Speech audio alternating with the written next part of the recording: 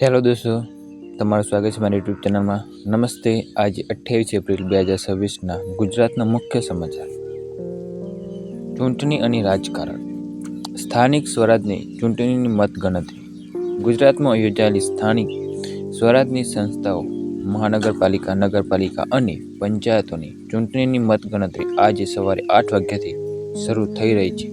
બપોર સુધીમાં મોટાભાગના પરિણામો સ્પષ્ટ થવાની શક્યતા છે. ચુસ્ત સુરક્ષા બંદોબસ્ત. અમદાવાદ, સુરત, રાજકોટ અને વડોદરા સહિતના તમામ મતગણતરી કેન્દ્રો પર લોખંડી પોલીસ બંદોબસ્ત ગોઠવવામાં આવે છે. અમદાવાદમાં એલડી એન્જિનિયરિંગ અને ગુજરાત કોલેજ ખાતે મતગણતરી ચાલી રહી છે. પ્રતિબંધિત આદેશો.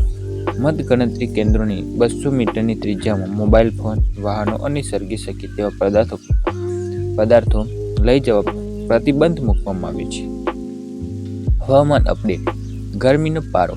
ગુજરાતમાં આજે પણ કાળઝાળ ગરમી યથાવત રહી છે. મહત્તમ તાપમાન 43 ડિગ્રી સેલ્સિયસ સુધી પહોંચવાની આગાહી છે, જ્યારે લઘુત્તમ તાપમાન 27 ડિગ્રી સેલ્સિયસ રહે છે.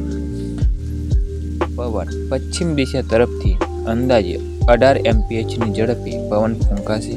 આકાશ મુખ્યત્વે સાફ અને સૂર્યપ્રકાશિત રહે છે.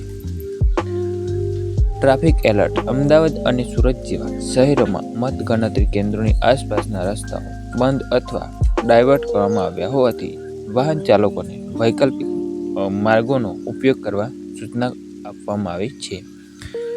રાજ્ય ચૂંટણી પંચ દ્વારા ઉમેદવારોના અવસાનને કારણે ખાલી પડેલી 3 બેઠકો પર 24 મેના રોજ મતદાનની જાહેરાત કરવામાં આવી છે.